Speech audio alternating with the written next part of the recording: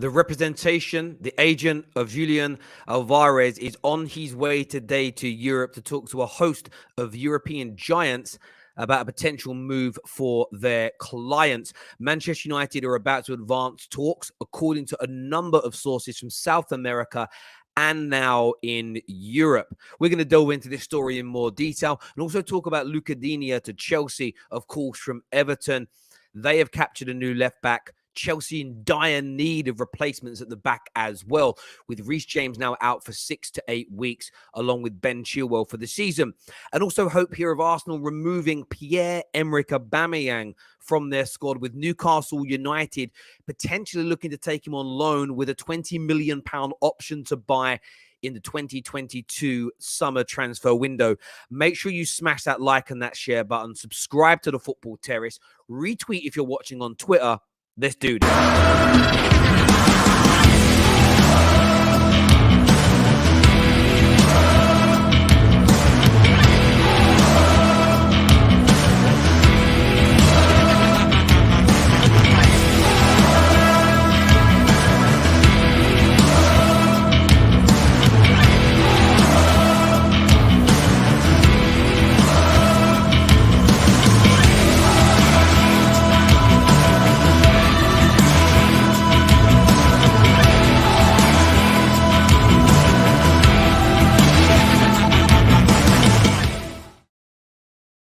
Morning, afternoon, good evening, wherever you are around the world. Thank you very much for tuning in. We weren't meant to be in the studio today, but unfortunately, I tested positive this morning. No symptoms, asymptomatic, but I can't go to the studio and, of course, be around other people. So everything will be taking place from here. But thank you all for tuning in.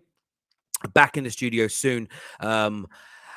Yeah, frustrating, but that is the world we live in right now. And we have to respect that and protect people. But transfer news to talk about this morning. Before you do that, though, the pinned link in the live comment section, that is for our transfer notification group chat. Go and sign up to that now. We will be posting all our transfer news first in the notification group chat over the course of January, starting from tomorrow. So go and get yourself signed up for that. We've got Digne to speak about, Aubameyang to Newcastle, Julian Alvarez to Manchester United, and any other transfers that you want to speak about as well. Put them in. We can give you our opinions. We can tell you what we know, what we've seen, what we've read. But the point of the terrace is to give you the chance to express your views and opinions, share your voice as well, which you don't really get to do in a lot of other places.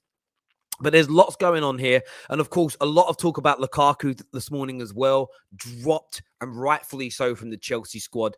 Nobody knows quite for how long yet, but the right thing to do. You cannot have a man like that in your squad behaving in that way at such a pivotal and crucial time of the season. So fair play to Thomas Tuchel for doing that. No signs that he'll be leaving, though. A lot of people are asking those questions. Do you think he'll go? Do you think Tuchel will get rid of him? There aren't any signs at this moment in time that he could be leaving in January or even the summer. However, let's see how behavior and relationships progress. That's going to be very, very important indeed. So, Terry, have any journalists, this is interesting, have any journalist told you anything about Alvarez? Yes. I had a conversation yesterday evening with Pedro Almeida, who is a verified journalist out of Portugal. He was the first person that I saw not only confirm Nuno's sacking, but that also Spurs had also advanced their conversations with Antonio Conte. So he's someone that I've seen get a number of stories right. We spoke yesterday evening and I asked him what was happening. What did he feel was going to happen with Julian Alvarez? And he said that he has been told that Man United are very close to coming to an agreement to bring the young Argentinian striker to Manchester United. However, there are a number of different reports. And what's really important to remember is this. You're very unlikely to get any British press at this moment in time who get their information from Man United, tell you that it's advanced, that it's close, that United are even massively in for him. I spoke to another journalist this morning that told me that there is reportedly a buyout clause. You can pick him up for around £20 million now, and that is set to increase mid-January. So River Plate and his agents, River Plate want to protrude this. His agents trying to get that deal done soon, and almost using that as a carrot to say we can pick this player up even cheaper if a bid comes in soon. What has been confirmed by numerous journalists even the UK journalists, is that as of today, it was always the second. The agent, whose name I think is Fernando, try and pronounce this right, Hidalgo, is on his way to not just England, but to Europe to speak to a number of clubs. And this is why I don't believe you're going to see any of the British press talk about Man United being close or near on doing it, because Real Madrid, Milan, and Bayern Munich are all heavily in for this kid as well. Man United, none of those clubs are going to go out on a limb and say, we're advancing, we're close, we're going to get this deal done, only to have egg on their face if the player chooses somebody else. So do I believe that all of these clubs are looking at this player? Yes. Do I believe that all of these clubs are now advancing their conversations, advancing their talks, getting down to the finer detail of what they would like from the player? What are they willing to offer? Absolutely. And this tends to be the case with most transfers. There's first initial talks. Would he be interested? Would we be interested? Yes, no, 3 bags full. You then move into the advanced, more detailed talks. Now, again, highly unlikely that he's going to meet directly with these football clubs. Football clubs care so much about PR. They don't want to be rejected. So you will see comments like, no official talks between clubs, no official talks between the player and the clubs, all this sort of same PR nonsense you get around all transfers. It will be done via intermediaries. It will be done over a couple of day period. The player will then decide where he would most like to join. And then, of course, you've got to go back to those clubs via the intermediaries and then make the suitable bids. So this is advancing. Man United are reportedly, according to some journalists, close to getting this done. It's very exciting times ahead because no one knows too much about this kid. You can watch YouTube comps. You can check his stats out. I've been watching him on Y Scout. Very talented, good technical ability, speed. Looks like he's got good athleticism, very good finishing statistics this year. But no one knows whether he's going to be a hit, a miss, or indifferent. So I don't think there's any point overtly in judging how good, bad, or not this young man will be. What's very intriguing to me, is the fact that Manchester United, and it is an abundance of elite European clubs, AC Milan's, Real Madrid's, Bayern Munich's, are all looking at him. There is a lot of talent around this. Now, of course, Fabrizio Romano has said that he is not believing that Alvarez is close to Man United. A lot of people have said they're not going to believe that Alvarez is close to Man United until Fabrizio reports it. And I think that's fair for a lot of people. You will know my stance on this. I don't put all my eggs into one journalistic basket. I listen to what everybody's got to say and I remain open-minded and I just have my own opinion. I think completely for myself. I don't need one journalist to make me believe. I don't need one news outlet to make me believe. I listen to it all. And as I've said, do I think it's as close as some journalists are suggesting? Not in my heart of hearts. Do I think it's advancing? Do I think that Man United are in conversations? Absolutely. Do I expect to hear from any journalist close to Man United that this is going on? Absolutely not. Do you know what I mean? I don't expect to hear it from anybody because Man United are never going to push that message. Why? PR Central. Strip Bear here says Lukaku was stupid.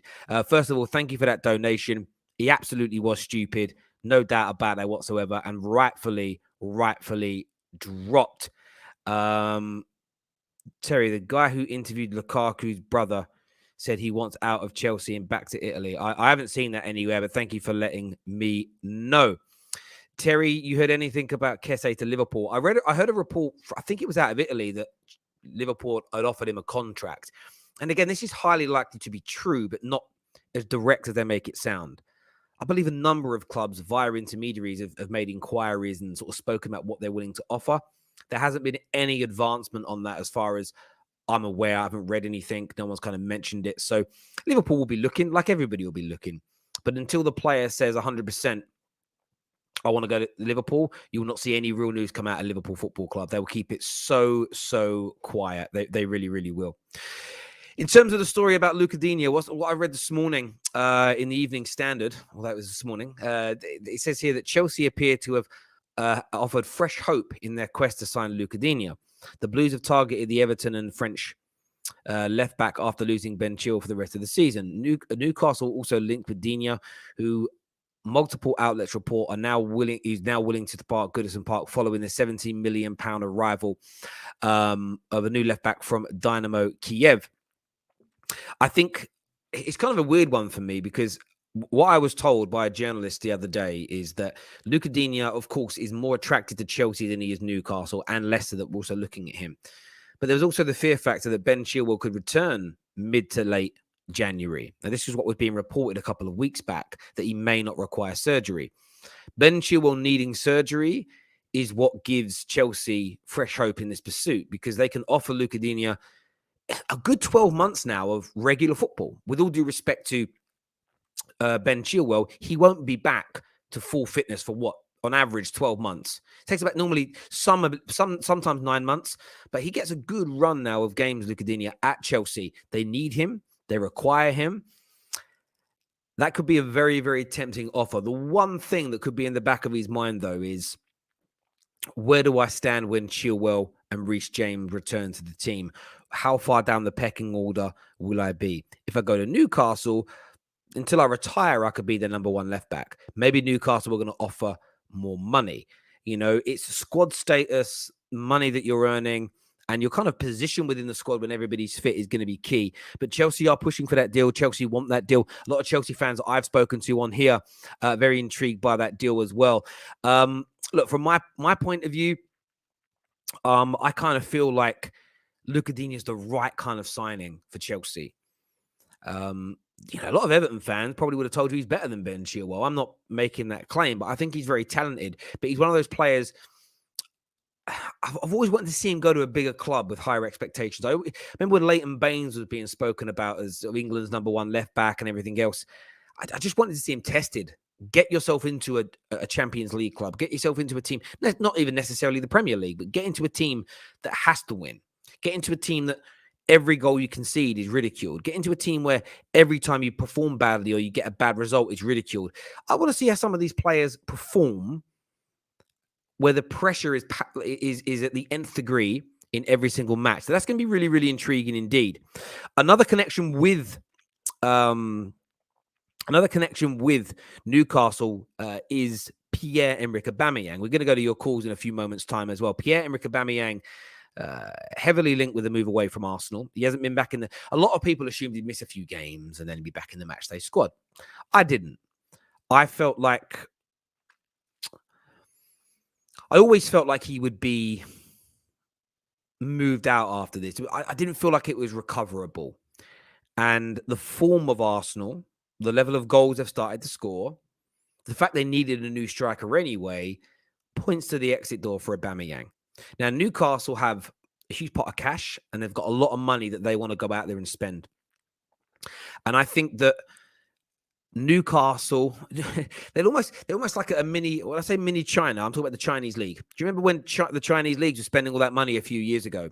And it was like, if we've got a player that you really didn't want, but you wanted to get a decent amount of money for him and they'd still be paid a good wage. China was like this. I was surprised Man United didn't use it more. We use it for, you could literally 3 years ago, you could have sold Phil Jones for £30 million and he'd have earned 300 grand a week out there. Newcastle were like a mini version of that. I think if you're Aubameyang would be the best striker that Newcastle have had since Shearer. Legit. I'm being serious on that in terms of his goal scoring ability. They could probably pay him the majority of his wages. £20 million summer deal is what's being spoken about in this report this morning. And you think that represents good business. Imagine now Arsenal can get rid of Aubameyang. Newcastle pick up 80 to 100% of his wages, which is huge, hundreds of thousands of pounds a week. And then there's a view of a £20 million. I meant £20 million for him at his age in the summer. That's a nice chunk of income that you can then put towards another striker, whether it's Vlahovic, whether they go back in for Lautaro Martinez, whether it's Dominic Calvert-Lewin. Very, very good potential business there for I think for Newcastle and Arsenal. The only caveat's going to be if they go down, because I think with a view to a £20 million deal, Arsenal may want it to be an obligation to buy, but I think Aubameyang is going to insist that they've got to be in the Premier League. I don't think Aubameyang is going to want to spend a year in the Championship. But maybe if the money's right, he will. I don't know. But I think that's going to be there. Of course, he's currently in Dubai. He's training with the national team ahead of the AFCON. So that's going to be another thing that makes this deal a little harder is Aubameyang's away now. AFCON started. It's harder to get these deals done. But we will see what happens over the course of January. Terry, great admirer of the Football Terrace. Lovely content as always. Big up from Tel Aviv. Thank you very much for your kind words, my friend. That means a great deal to me here.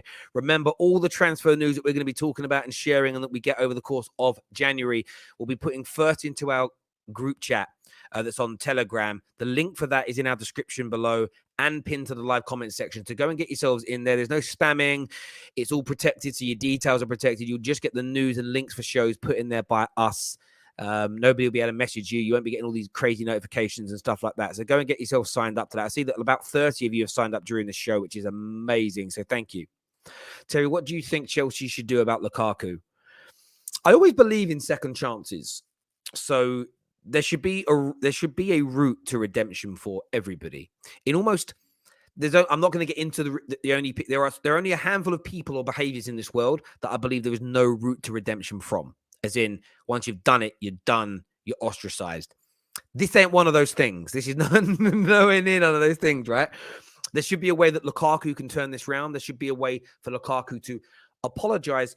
And saying sorry on camera means nothing. You apologize with actions.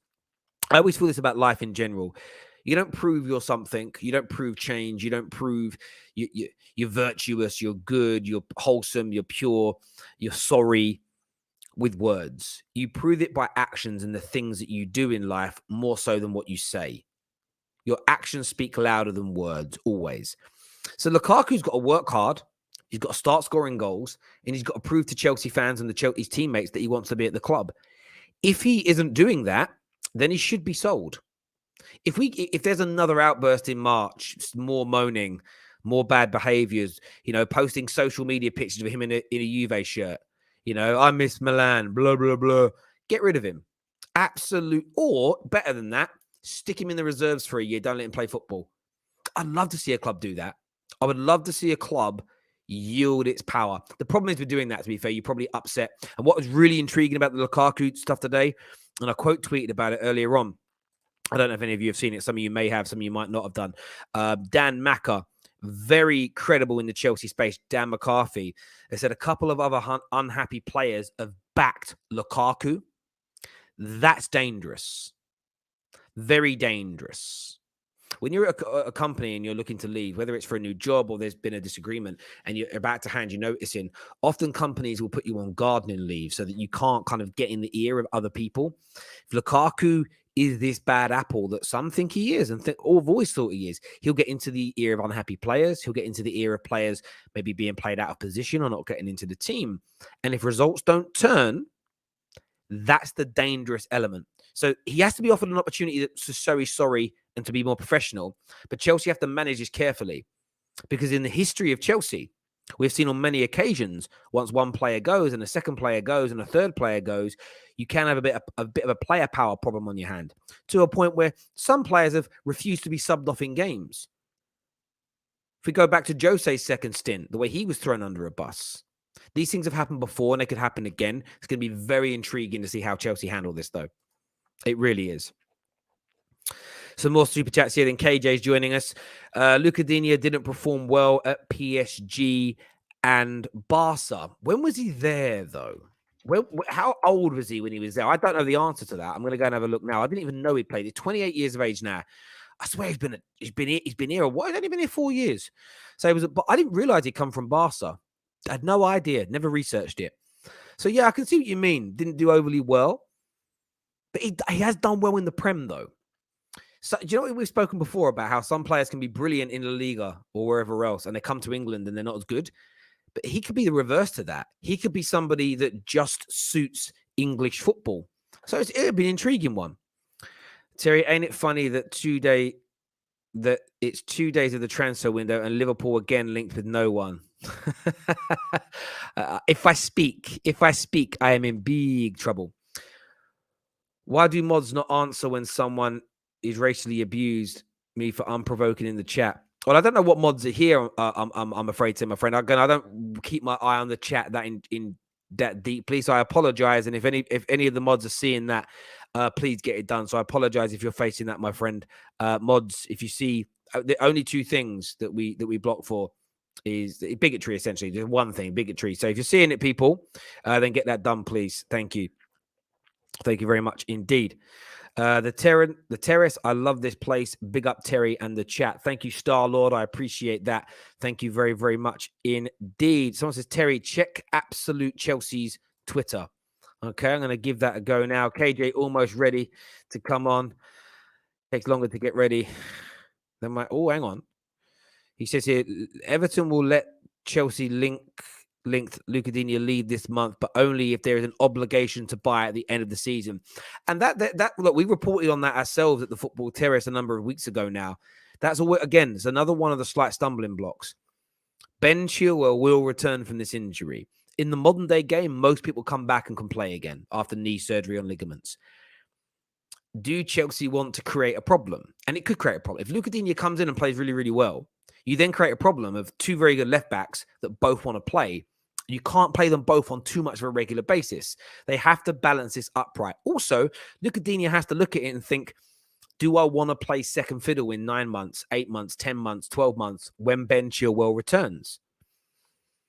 If he doesn't want the fire either, maybe he isn't what Chelsea needs. So it's going to be very, very intriguing indeed. I'm not surprised to see that story come out at all. Let's do some more of your comments here. Make sure you are smashing that like button as well, people. Very important to the terrace that you get that done. Lukaku just spoke, is what people said. Has he just spoke? What has he said? What has he said? I don't know. I'm checking now. You guys are saying it. Are you saying that everyone's saying he's lying? Fair enough. Cool. I didn't see it trending, so I assumed it weren't true. Right, KJ's coming on the show now to give me his thoughts and to give me his feelings. Make sure those like buttons are being whacked, people. Let's do this. How you doing, brother? You good? Yeah, man, I'm good. I'm good. Like, the news right now is juicy. We love to see it. Very juicy. Alvarez, Lukaku, flipping, who else is there? Aubameyang, Digne, all of that. But there's been more important breaking news, Terry. More important than any of this. Ethan Laird is going to be recalled, sent to Bournemouth. Ah, my gosh. I thought you were going to say recalled to the squad. I thought so too when I saw it, but he's going to Bournemouth now. How excited when you read Man United are recalling him? How excited you got to that point and were like, yeah, I was so ready, okay. And then he said to be sent to Bournemouth for the second half. I was like, but I've seen there's another report saying that they're impressed with Laird's development. They see Man United see him as a first team player for the future, so we love to hear that. He loves it. Anyway. Where should we start? Should we start with Lukaku, Alvarez? Let's start with Alvarez. Yeah, go on. What are you saying? What are you saying? I would like to see this kid come in. I would like to see this kind of signing come into Manchester United because it's a signing we haven't really done for a very long time. Very left field. No know much about him. You have to actually research him to actually find out what he's been doing out there. A low fee, young player, can play up front, he can play out wide. It's an exciting signing if Manchester United get it done. And if we do it as well before the release clause goes up again, that's another small sign that things are slowly going towards more the football side and the commercial side of the game at Manchester United. So that's what I would love to see. And that would be such a Ralph Murtaugh kind of signing where they're seeing a player looking at the profile, looking at what he can bring to Man United, bringing him in early, and then getting him for a good price as well. That'd be great. And also, he wears the number 9. Martial looks like to be leaving Man United. We would need another player to fill that spot in terms of someone who can play on the left. Alvarez fits that. You know what I mean? Like, do you know what I like about replacement? What I like about the Alvarez deal and would like for it to happen is I didn't know who this kid was until he was linked to Man United. You know, as I say, I'm very fortunate to have access to Y-Scout. Y-Scout, you can look at everything. He's dribbling, his duels, his aerial duels, his interceptions. Harry, like one of the things I've been looking at is his losses. Like, how does he lose the ball? And I think that's a really important one to me. Like, how often is he losing the ball and why is he losing the ball?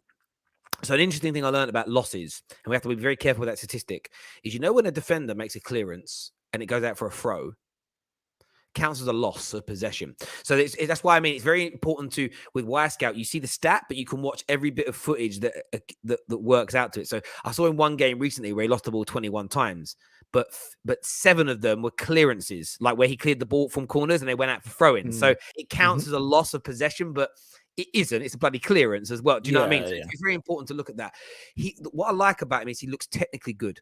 So he isn't controlling the ball when it's hitting his shin or bouncing off his shoulder. He looks technically proficient and he's got some speed about him, very low center of gravity, 5'7". He looks great. I have no idea how he's going to adapt to the English game. Will he be able to handle the pace and the physicality of the Premier League? And of course, the step up in level in any of the major European leagues is big. But what I'm excited about more than anything is this feels like a Ralph Rangnick signing.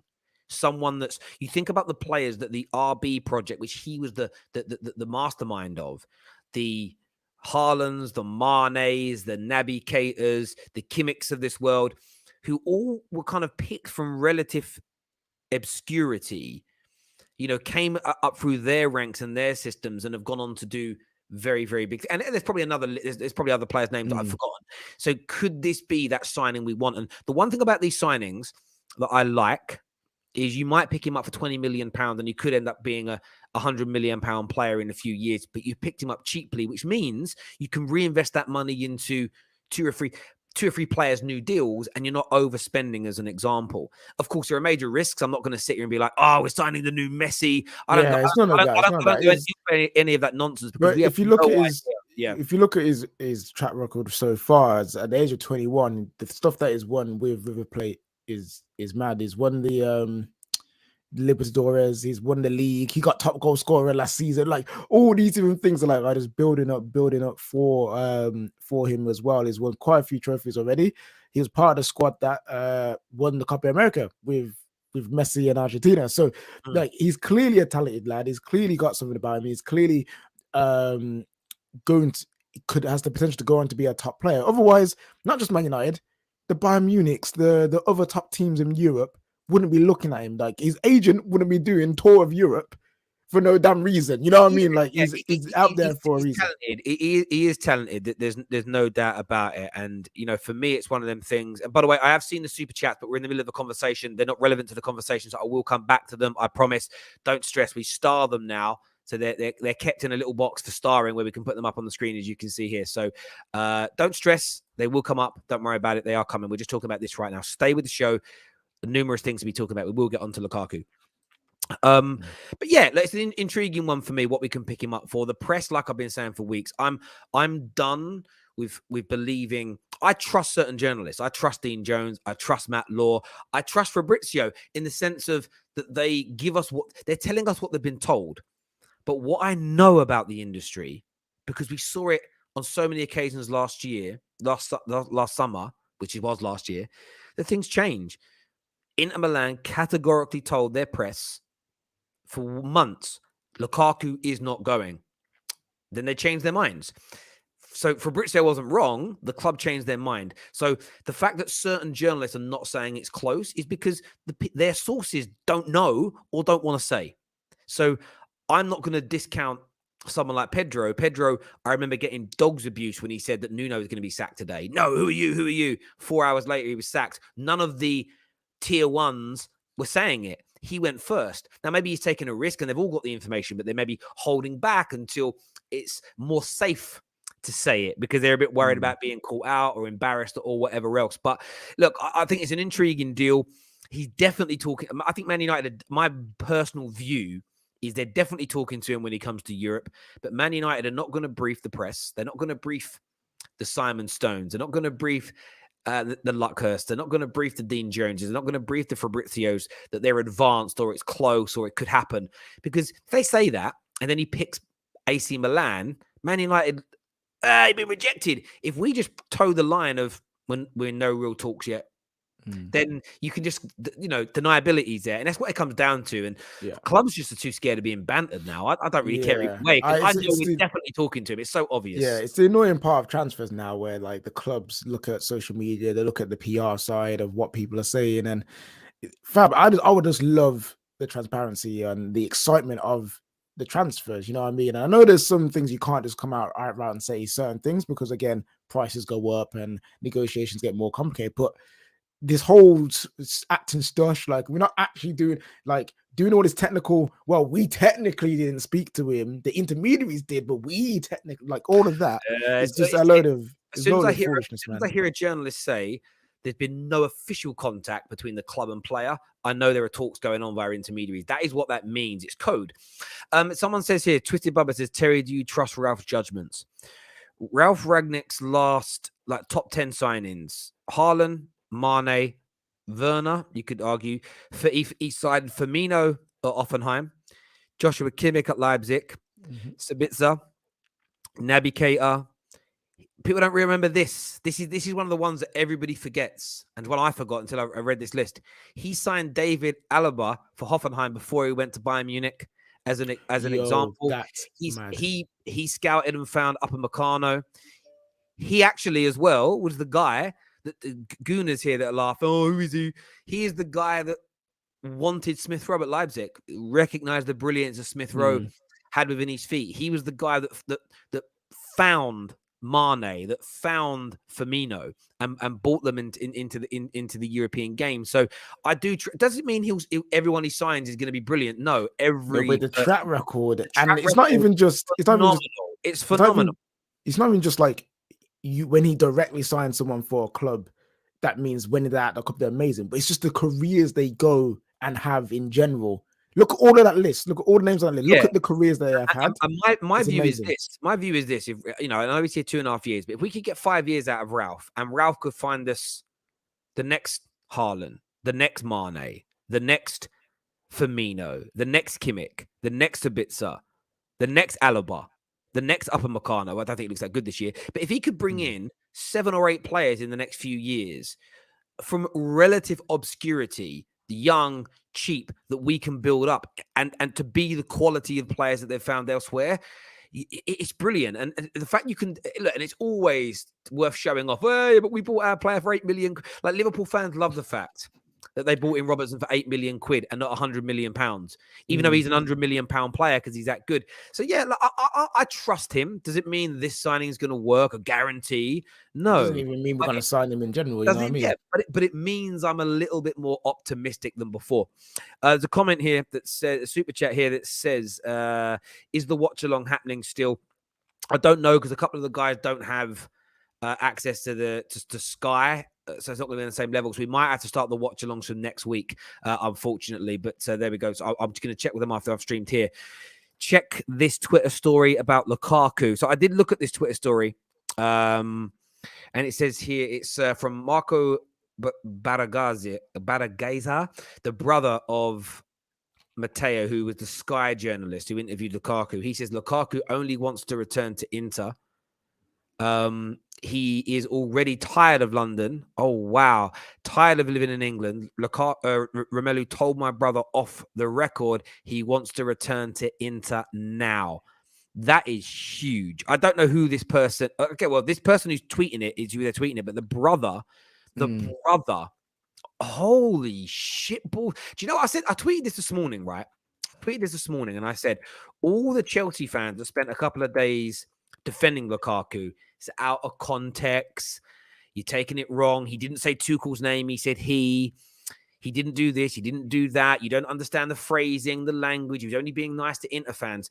They must be feeling so stupid right now. Lukaku has a track record of behavior. If this, I don't know who this, the brother of, I don't know who this man is. I don't know how credible he is. But if this story is true, he has to be sold now. They have to sell him now, don't you think? You sell him now, but for how much? And who would want that? Who would? I know many teams would probably be like, as a player, they would love to take Lukaku, but who's got the money for it?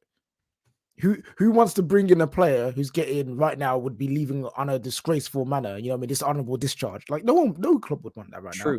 You know what I mean? So it'll be hard to sell him anyway. Like it's a very difficult situation. Lukaku he's done it the wrong way around, bro. Fam, I hear the argument of people saying we need more players to be themselves and charismatic and whatnot and be honest and truthful and da-da-da. But there's a time and a place to do that. And like I said, I've said it before, do that in the summer when there's a higher chance of you getting signed. Do you know what he's done, though? Do that after you leave Chelsea. I hear you. Do you know what he's done, though, bruv? Do you know what he's done? Many people have done this a lot. And I gave the example the other day of the wedding speech and how, oh, I love her. She's great. But if my ex hadn't broke up with me, or if them two women in the audience sitting down had come to me, I'd have been with them rather than you. That's what it felt like he did to me. If this story from Italy today is true, that he's already sick and tired of it, do you know what he's done? One of the things my dad taught me when I was a kid, he said this to me, was that an ex is an ex for a reason. You don't get back with your exes. The success rate of getting back with an ex is so low because once you get through the new honeymoon period, all the same reasons you broke up in the first place start to resurface. The things that annoyed you, the things you didn't like. That's what I feel like's happened here. He's come to England. He'll come to England, settled in. Oh, excited to be back. I want to make it work this time. Wow. And then all the same habits, the hair in the sink, the toilet seat being left up, the way they laugh at parties, the way they behave when they've had a few drinks. Oh, they don't let me eat this food, and she won't let me go out with my friends, or he won't let me do this. Whatever it is, I'm just throwing out like very generic things that happen in relationships. That's what I feel like's happened here. Lukaku has come back and realized that I don't really want to be. I thought I did.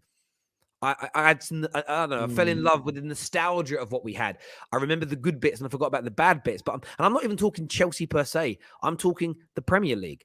Every time Lukaku has been at a big club in England, Chelsea and Man United, Chelsea twice and Man United, he hasn't ever delivered what his talent and ability suggests he should. And I think he doesn't like it. I think there's a part of him that's like, I was so happy in Italy. It was amazing. It was brilliant. I'd respect it. I could handle the league and the people and the press. Of course, the weather's better. Food's better. But I don't know. When is that rich? I think food's good everywhere, to be fair. But like, it's one of them. I just feel like he was the man. Like last season in the Serie A, behind Ronaldo, Lukaku was the guy. He had Lukaku, Zlatan, and Ronaldo. Those three were the guys. They could walk around the pitch saying what they want, do what they want, or bowl around because they are elite footballers. He's come back to England. He's not to us, he's not the guy. To us, you don't bowl around doing whatever you want to do, going off do interviews in American accents and whatever. You don't over here. We don't see you like that. You can't just do whatever you want. And I feel like he had the gas, he had the hype of himself. Yeah, I am the man. I've conquered Italy now. Let me go and let me go to return to England and conquer that as the guy. But fam, you're not the guy over here. And unfortunately, he's let gas. I think he's let gas get to his head. Now I get wanting to prove yourself in a league that it didn't work out. Cool, but you don't. If you're doing that, you don't. After a few months, do an interview saying I want to go back, and then allegedly again, let's just say I'm not sure if it's fully true yet. You don't apparently go and behind the scenes tell someone's brother or tell the journalist, the reporter interviewing you, oh yeah, by the way, actually off record, I actually just want to go. You know what I mean? I just want to go now. I can't be asked. Like, you don't say that if you're actually trying to make your name for yourself. Yeah, no, it's true. And like I said, there's a lot of Chelsea fans that came, and I know why some Chelsea fans defended him. For some Chelsea fans, it was very much a case of, you know, you never know where the story's going to go. You never know the direction that it's going to go in. It could have been out of context. It could have been a lie. You could have had Tuchel come out and say, do you know what? You know, this has been blown out of proportion. We knew about this. It's fine. And then Chelsea fans that went at him and said he had to be sold look silly. The more that's coming out about him, it's crazy as well. Chelsea are not in a bad position. They're not in great form, but they're second in the league. They're still in the Champions League. They could win the League Cup. They could win the FA Cup. There's no need for this interview. This is why I think I don't even think it's a Chelsea thing. I think this is I don't want to be in England thing. I think it's just... And it makes it worse. It makes it worse because one of the things that people said to defend Lukaku was, "Oh, he was recorded ages ago. He didn't say it this week." That's even worse because a couple of weeks ago, a month ago, you guys were fine. So he said it even when you were doing good. So he just knows. That guy's also then said something else as well. The Marco, I want to pronounce it right. Zaga. I think I don't know. I can't. I'm terrible at reading. He says having direct contact with Lukaku's family. What I can tell you is that he will return to Inter. If he could, he would do it tomorrow. Chelsea would never give him to Conte's Chelsea. So he's essentially suggesting he'd love to play for Conte, but he'll never go to Tottenham because Conte's Tottenham because they won't sell to Tottenham. But he has said I spoke to Lukaku's family and he will return to Inter. If he could, he would do it tomorrow. That is like that there is more damning than what he said in the interview. And if I hear, sorry, bro, he then goes on to say, from an economic standpoint, Lukaku and Inter is not as impossible as many think. Inter will save Eriksen's wages in January, and there could be an extra fund. If Chelsea can pay half the salary on a 6-month loan, the expense would be around 6 million. It's not impossible. Do you know what I'm also sensing? A little bit of a financial doctoring here, like in financial restraints had to get certain players off their books so they could hit a threshold. They get rid of him, and then maybe they get him back cheaper for on a 6-month loan. By the time the summer comes and they may be buying back, they've resolved their financial issues. They've had more investment. They're in a better position. Something again, I right now as well. Again, my financial brain is saying, I'm just getting a little in the back of my head, like a little red light's going off, saying you need to investigate this. Something seems off as well. It all seems a bit mad. But moving right, Barca and Juve. I was gonna say, if people come out to defend Lukaku and say, well, that was his family saying it, that's not Lukaku saying it, then all them same people need to go apologize to Paul Pogba, because when Paul Pogba's brother was coming out, he's unhappy, he wants to leave, he wants to go to Juve, Real Madrid, whatever. Everyone was saying that was true. It must be true. He's his brother. So him saying that must mean Paul Pogba wants it. So if people say it's his family coming out and saying they're not Lukaku, I'm sorry. Go apologize to PP and it. Like, that's all I'm going to say. Even on top of that, even when it is your family, I don't think apologize to PP. I just think more it's true. If my brother went on the internet today and started digging out other YouTubers, you're not as good as my brother, you're all this, I've heard that about whatever, acting like an idiot, it's on me to shut my brother up. It's like, bruv, keep your nose out of this. Shut the hell up. Like, it's on me. If I just sit there in silence and let him speak and don't comment on it, I always feel that if my brother came on and lied and was like, I'm just using YouTube because we're in that space. YouTuber A stole money off my brother. He's a scumbag. You should all unsubscribe. And I know it isn't true, but I sit there in silence. I'm endorsing the message. Me being silent, people go, you know, Terry hasn't said anything. That probably means it's true, you know. It's on you to come out and, do you get where I'm coming from? If Pogba's brother or Lukaku's brother, I don't know if Lukaku's got a brother, if they come out and say, my brother wants to leave the club he's at, and the player says nothing, for me, you're endorsing the message. So it's more a case of, I believe it more when it comes from the family, because why is your brother or your mother or your father or your cousin going to come out and lie? What mileage is it in there? Do you get where I'm coming from? Especially as these footballers support their wider families. Do you get what I mean? Like, they all suckle on the teat of that footballer's money. If you're out there, like if Pogba's brother was out there lying about Pogba, you're telling me Pogba's just going to keep him around? Like every week he's in the... Do you get where I'm coming from? So, so you could apologize to Pogba, but you could also look at it from the point of view of, we all know Pogba has danced and diced with leaving excuse the pun, with leaving Manchester United for a long time. And I don't personally have an issue with that either. It just is what it is. If Man United was a place where players wanted to be, if we were winning and doing things properly as a club, Pogba would want to be here. Like, we've created that problem ourselves. But you can't say Chelsea fans need to hold it. Just hold the L on your £100 million academy player. No one said. I don't see how people don't realize this, because I guess it's because it's not Man United. Chelsea paid £100 million to get an academy player back. He got him back. Was he in academy? I thought they bought him from Anderlecht, or did they buy him from Anderlecht? But he was in the academy. He came through the last few years of the academy. He came through, I swear. Actually, maybe not academy player, but a young player that you've had. You sold him. You've bought him back for £100 million, and within 6 months, he's already wanted to leave. That's an L, man, and you guys need to hold that. Hold it. Speaking of L's, Everton are 2-0 down in the opening 21 minutes. Goals from McAllister and Dan Burn. Brighton are beating them 2-0. Oh, Everton. Yeah, Villa are 1 up as it stands as well. There's a comment here that says, "This is good news, Terry. We know for a fact that he wants to leave now. I don't want this to affect Tuchel. I want Tuchel to stay, not Lukaku." And I think a lot of people would kind of agree with that stance. I wanted to ask you about Aubameyang to Newcastle. What was your take on that, bro? I understand Newcastle trying it, and I don't blame them for trying it. Me personally, I just don't see Aubameyang leaving Arsenal for Newcastle. And it's nothing to do with the club. It's nothing to do with the club. It's something to do with the money. I think it's just the location. I don't think Newcastle is you know what I mean? I don't think is suave enough for him. You know what I mean? It's not cool enough for. I can just imagine him saying, Newcastle. Don't really want to go up north. You know what I mean? I like it down here. My cars look cool. I'm the coolest captain in North London and that. You know what I'm saying? So, like, I don't see him going to Newcastle as the location. In terms of Newcastle as a club fighting relegation, maybe that's another reason why he wouldn't go. But maybe money talks. You know what I mean? It's not like he wouldn't fit the system. I feel like he'll do well there. Newcastle play counter. He likes to run in behind. He's not your hold up striker. Him and ASM going forward together, it could work. It could be very, very good. But I just don't see it happening. But I get why Newcastle would try. Like, I don't blame them. They've got the P's.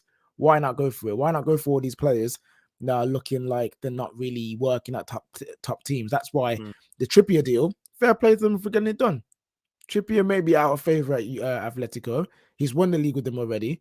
Fam, man can just come back home, collect his P's, and if they get relegated, there's probably a relegation clause. You know what I mean? So for players going to Newcastle right now in these next 6 months, it's kind of a win-win.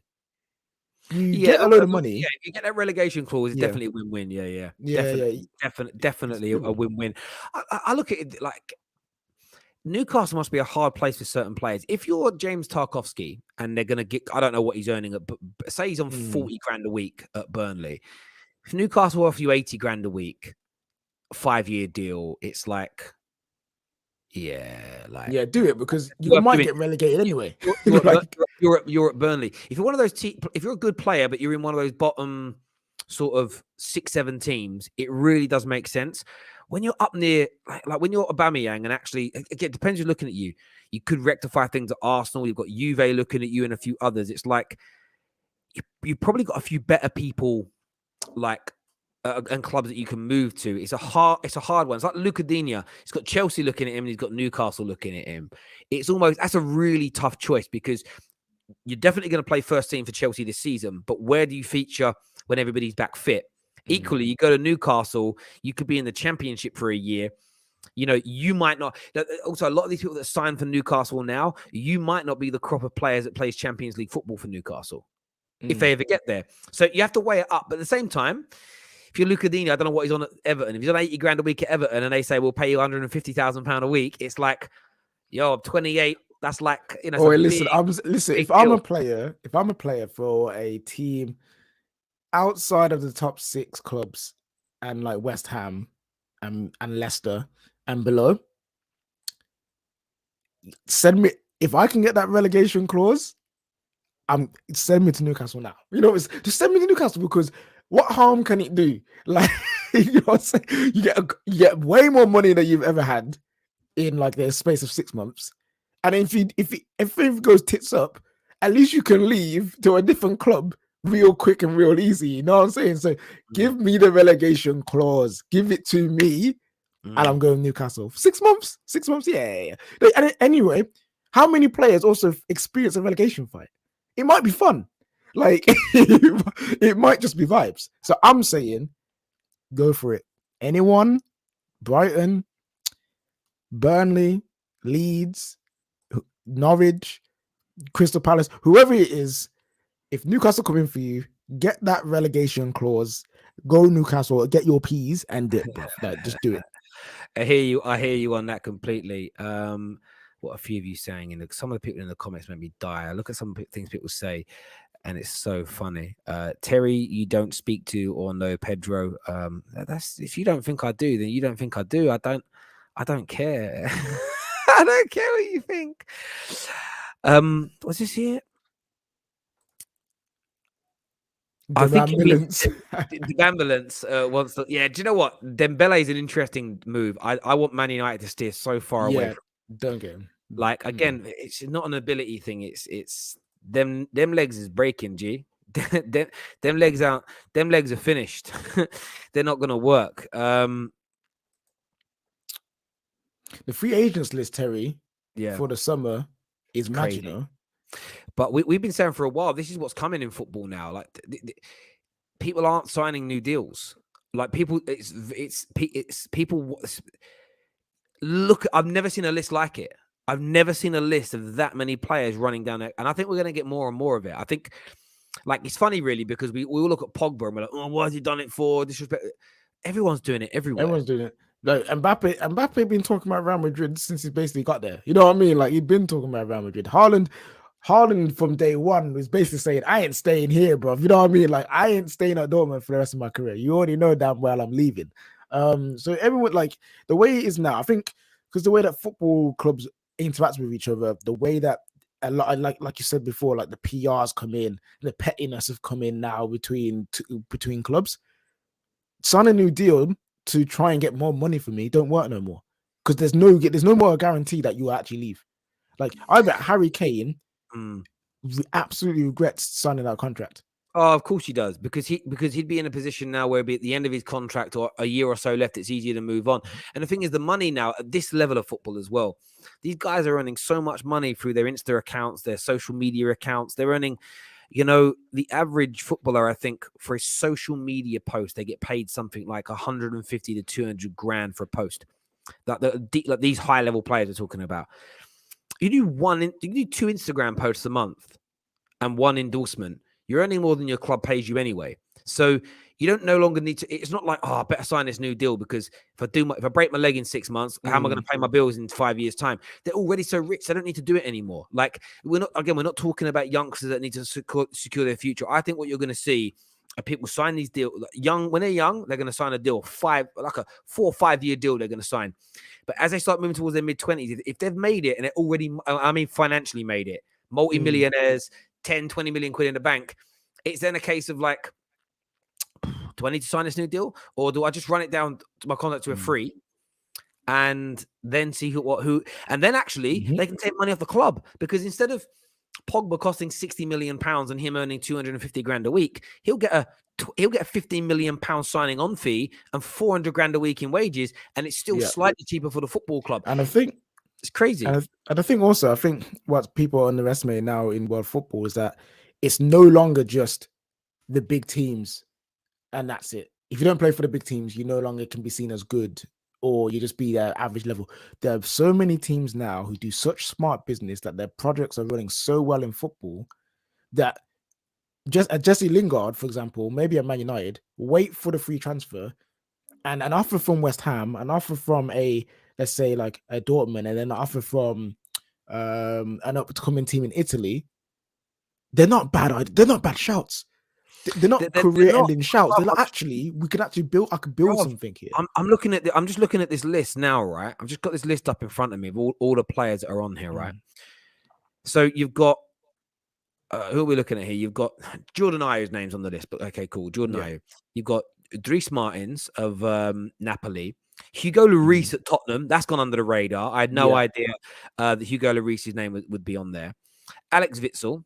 You've got Nicolas Sul at Bayern. You've got Luka Modric, Ivan Perisic, Eddie Nketiah that's young, Frank Kessie that's young, Aspi, Sergei Roberto at Barca, Angel Di Maria, Juan Cuadrado, Jesse Lingard, Fernandinho. You've got Rudiger we know about, Christensen we know about, Gareth Bale, Insignia. Yeah, Insignia, that's a mad one. Origi, Lacazette, Isco, Dybala, Dembele we've mentioned, Luis Suarez is old, Mbappe, Juan Mata's old, Paul Pogba. There are some players, up-and-coming players in that. There are some players in their pomp, in their best in that. You've also got a few older heads that you just look at and think, they could do a job. Maybe not necessarily in England, but they could do. Yeah, Mertens would be a great sign. Yeah, you look at someone like a Mertens could do a really good job. You got players like Isco. I mean, how old is Isco now? I mean, this guy was linked with 30, 32, something like that. He's 29. Oh, Pick him up. 29 years of age. I feel like his career slightly stagnated. He isn't what he was in his early 20s, but he could, and I'm not talking about a Premier League club. He could do a job somewhere for someone, but he's going to be available. It's mad because Insigne is looking like he's going to flip in Toronto FC. He's going to the MLS. You're telling me no team in Europe is looking at Insigne and be like, actually, my brother, we can give you P's and better quality of football, fam. Like, I know Javinko went over there and did really well, and he was the atomic ant, and there's the euphoria around him in Toronto. But fam, look at the people. Look at the people on that list. You're telling me a team like Leicester, like West Ham, like Aston Villa, like Newcastle, you're telling me these men can't offer them the P's to come and play and actually do well for them? This free agent list is a madness, bro. Absolutely mad. It really is, bro. And it's. I think as you said, I think we're going to see more and more and more of it. Comment here says, any Spurs transfer news? Nothing concrete that you hear around Spurs, but they are definitely looking. They are definitely looking at a number of players. Skriniar is one of them they've been looking at. Vlahovic is a player that they're looking at as an example. There's a number out there that they're looking at. Lukaku, can you imagine? There is another super chat here actually that says from SAS that says, Terry, I feel like the Lukaku thing might end well for us. The Chelsea board has never ever backed a manager over a player, but this time it's happening.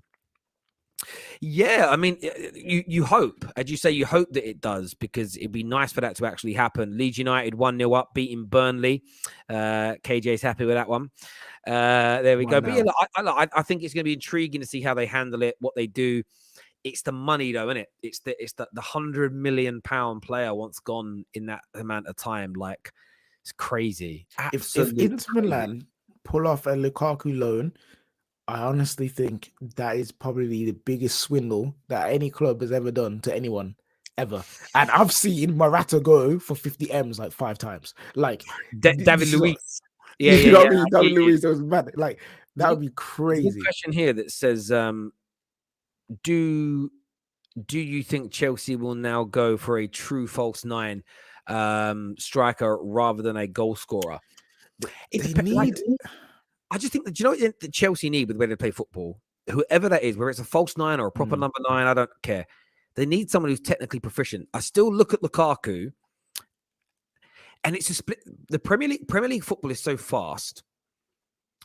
Bad touches and delays are important. So when Lukaku touches the ball, but it like rolls up onto his shin a bit and back down, that split second he loses before he can drive with the ball or make his pass is all the difference in the Prem.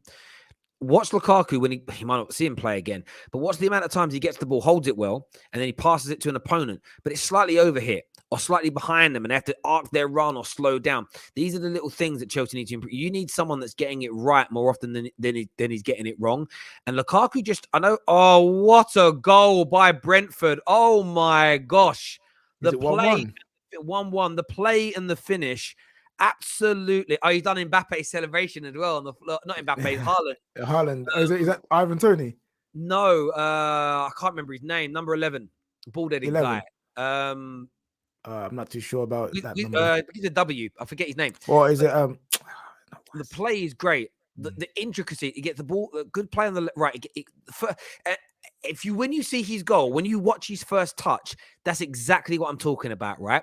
So he's not as good a finisher as Lukaku will ever be, but his first touch takes it away from the defender and he can shoot straight away. That's what you need at the elite level. You need someone whose first touch is 9 times out of 10. Sorry? Has it been disallowed? I don't know. I'm watching it completely live. So if it has, I'm watching it on Sky, so it can't. And it's Wisa, Terry Wisa. That's it. Yeah, that's it. Yeah, Wisa. That's it there. I couldn't remember his name. There we go. Absolutely sensational goal. Sensational goal from him. But yeah, man, I just think they need better than Lukaku on a technical level. What's hard is that there are very few strikers out there that are technically better than him that score at that rate. So maybe it is more of a false 9. But what they need is a player that scores goals. They need someone they need someone who can finish.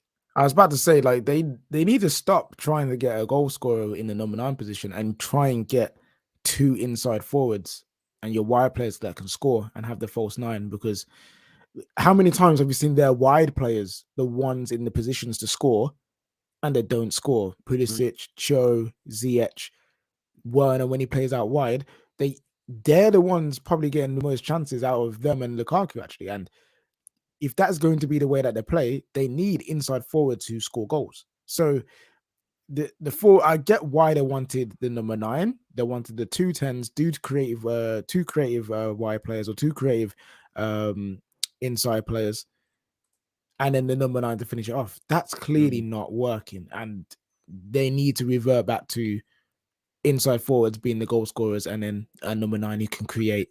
And that's why Chelsea fans want Martial, but it ain't happening, people. You know what I'm saying? You know that it may not be able to get done. Maybe they still want to keep him, but they need offer Liverpool £50 million for Firmino and see what happens. Firmino rejuvenated at a new club. I know that he's slightly gone backwards at Liverpool, but players get stale at certain clubs. 50, 60 million. Firmino and his pomp at Liverpool is exactly what Chelsea need. Yo, I think Liverpool take that. 50 M's for this Firmino. If I'm Liverpool, I take that. But it's Firmino. It's Firmino that could go, that could rejuvenate himself. Like how old is Firmino? 29. Like, I don't know. Got to be late 20s, I would say. Firmino, how old is he now? He's 30, so maybe not 50 mil. Maybe 35 mil. He's 30, but he is the kind of number 9 they need, who can bring people in, good play, can score goals. You know, I know he's not been at his absolute best goal scoring wise in a while, but someone like or find someone like him. It doesn't have to be him. They could have been giving Havertz more game time in that false 9 position to develop in there. But maybe that's what it is. Maybe it's just, you know, but at that age, maybe they just need someone a bit older. Maybe they need, I don't know, man. I don't know who they need to get.